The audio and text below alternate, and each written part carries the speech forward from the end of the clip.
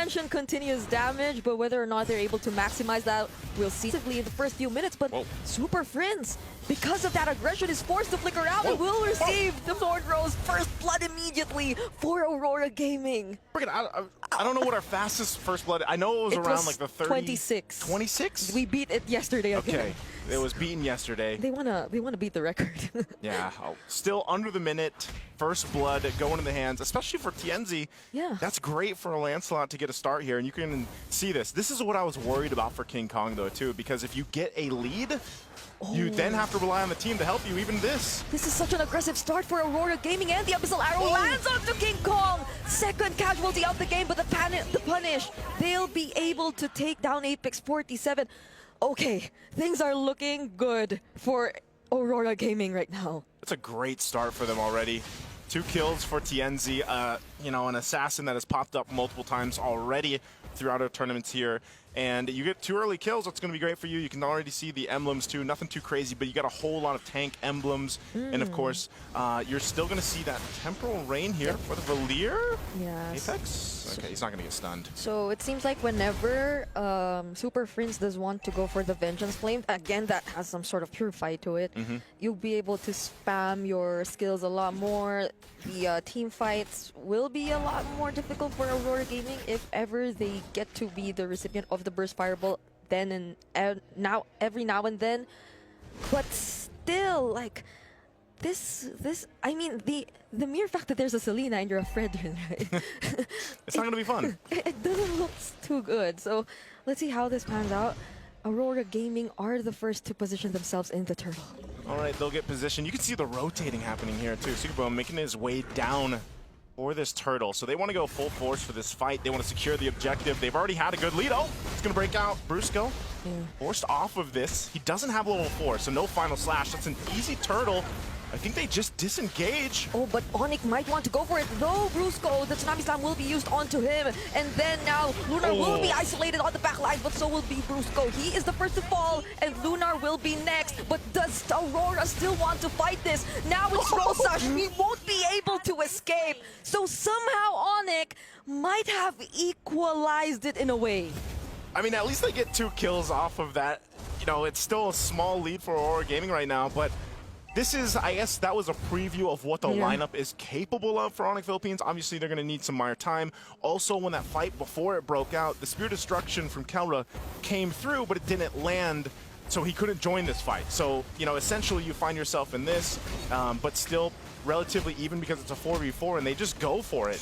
And it's, you know, it's one of those lineups from ONIC Philippines that needs time to literally cook here.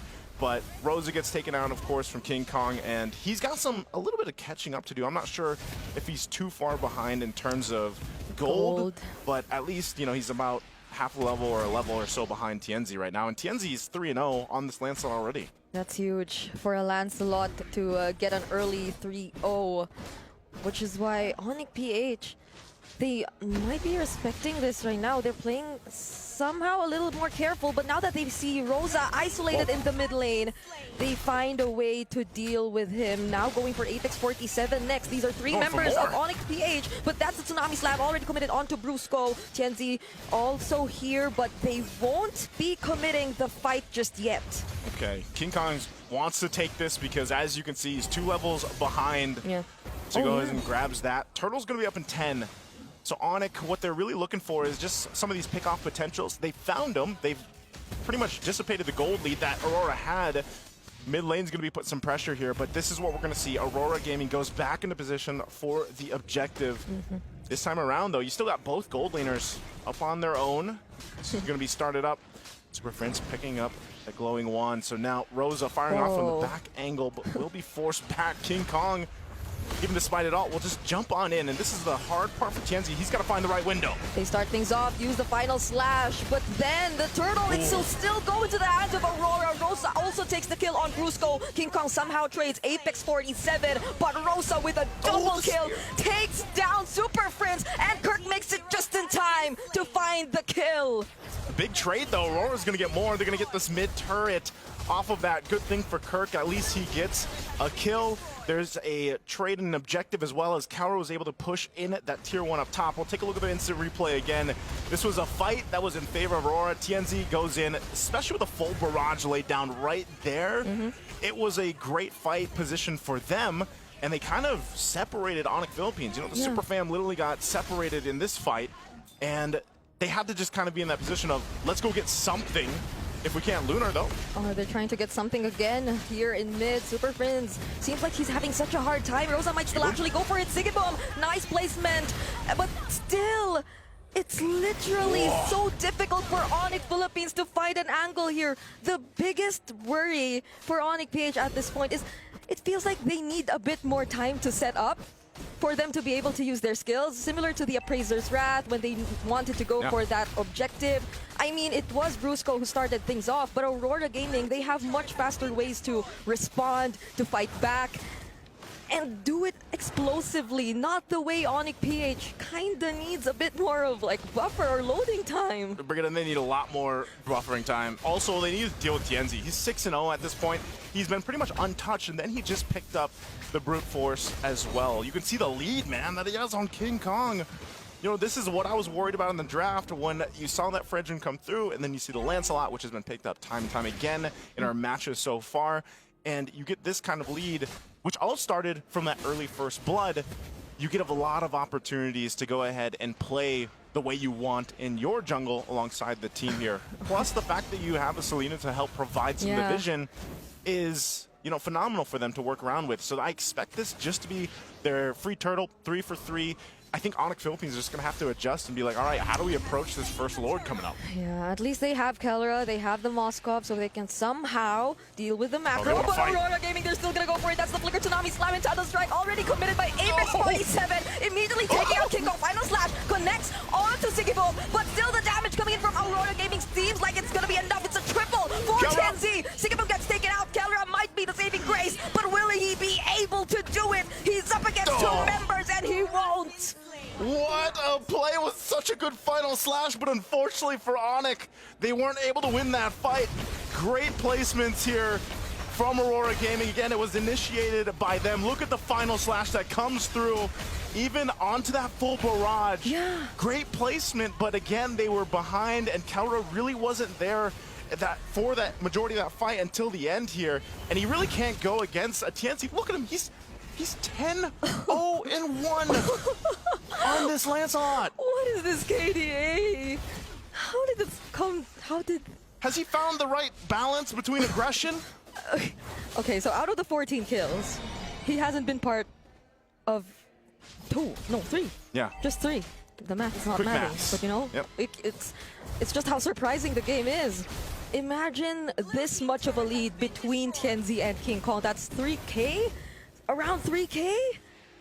Between the Fredrin and the Lancelot. And you know that if it is a Fredrin jungle, then you basically are going to be the utility. You just want to set things up for your teammates. But Kelra, oh no, Apex47, there to protect his teammate, there to protect Sigibum. They have to reposition unless ONIC PH still want to take on this fight. There is somehow still a lead between them and Aurora Gaming, but it feels like they desperately want to at least get something. Yeah, it seems like ONIC Philippines right now is kind of scrapping for whatever they can get. No. That is a massive differential between the junglers right now. Tienzi, this is how confident he can be too, that he just takes things from King Kong. So, you know, that's tough to see, especially if you're in that position for King Kong right now, and you're down multiple levels. Whoa, Super Fritz? Okay, at least the flicker was there. But that was a very close call. I mean, Super Prince was confident enough to not use the Vengeance Flame, not like it could do much anyway. But still, at least they still have, or he still, no, he actually used it. No, the Vengeance Flame, not the Flicker. So now, how does ONIC PH deal with this? Kirk, will he try to look for a setup? King Kong up front. Oh, they seem to be bursting Lunar down. Gets to switch targets though, looks for Super Prince, and the full barrage immediately cancelled out. King Kong, however, he won't be able to tank enough damage. Kirk also next on the chopping block. Double kill for TNZ. TNZ wants more. That's enough members taken out from ONIC PH. It's only the KK connection left alone. Oh, Rosa, okay, throws down an arrow, but not going to connect. They get everything that they wanted here. They're also going to get this Lord. Time and time again, in fight after fight, ONIC Philippines just can't get one in favor for them. Even if they take someone down, it's just Lunar, because Lunar's just jumping in front of 5 dudes. And he survived. He's for jumping a long time. for the super fam, yeah. And look at how long he survived. He went in back again, got a kill. He's like, oh, hold on, I'll come back. And like that ends up working out for them. And this is once again this lineup that Aurora Gaming has is just, it's working in synergy really, really well. Yeah. So as they lead into this Lord is going to be pushing with them. This is going to be a tough one to defend, I think, even this early on. And imagine during that fight, the full barrage was cancelled right away. So they didn't even get to feel the full duration of the full barrage just yet, but that was already the amount of damage and pressure that Aurora Gaming already showed them. There goes the full barrage again, though. T-Boom's like, let me at least just go ahead and use it on this wave so I can at least get a full. But he even ended it, so he's like, nah. Picks up the Malefic gun. T-Boom in a great position. This whole time, it's so funny because this is one of those instances, and maybe, you know, Ixia is just one of those heroes where it's like, yeah, you're kind of just the covering fire hero or person on the team. Very similar to what we see with like Farsas in terms of, you know, the magic damage burst. And what Ixia here is he's 0, 1, and 11, has massive assists because of the fact that, yeah, all he has to do is pretty much post up, pop the full barrage, and he's okay. He's able to pump out damage. He's even got that Sea Halberd himself. He did pick up a Sky Piercer, so it's like, if he is going to get a kill, it's going to be just, you know, a one-off because everybody's low. What if he decides to use it late into the fight? Then that's going to be a problem too. Because either way, the Sky Piercer, if it does get some stacks later on, though, it's going to be a problem for ONIC PH, even if they try to run away. The lack of range is honestly getting to them. Yeah.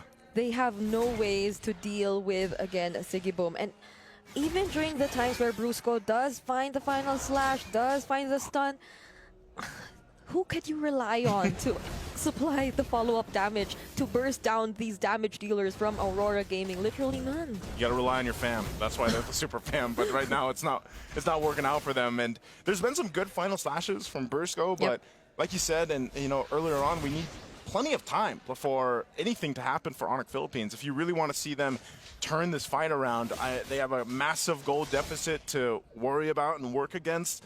Maybe something can happen around the Lord, but most likely not, because you're a Fredrin for King Kong. You know, it's not like you're going to be able to just kind of surprise them. Like, Fredrin literally walks up with his hand in his pocket. You're not surprising anybody.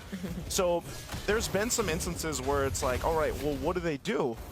It's either that final slash or Kirk. Kirk is the other option whenever that flicker is available to actually go in and, you know, flicker in, Earth Shatter, onward somebody. Okay. It looked like they wanted to make a play on Sigiboom. Uh-oh. It's an immediate counter engage from Aurora. It's not that ONIC was even able to find the right engage. King Kong, the first pickoff. They look for Super Prince next, and Rosa catches up to him. Now that you take out the jungler, what else is there to worry about? But nonetheless, Yenzi might still try to go for the fight.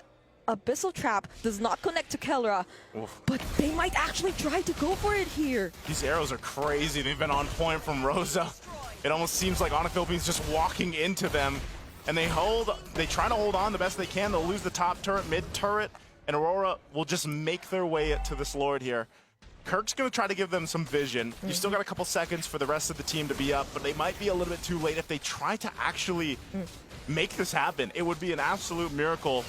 Almost 10,000 gold behind if they actually contest this, but it looks like that's not going to happen, but they fight anyway. Aurora still decide to fight this. The Abyssal Arrow doesn't connect onto anyone. Kirk, though, does the Primal Wrath, but this might be the opening for ONIC PH. SOT already committed. Lunar will be the target, but Sigiboom gets to use the full barrage and takes down 2 members. Rosa also finds the kill onto Kelra, and this is looking bad for ONIC PH. It's a maniac for Sigiboom. They finally find a way to deal with the super fam. And Aurora Gaming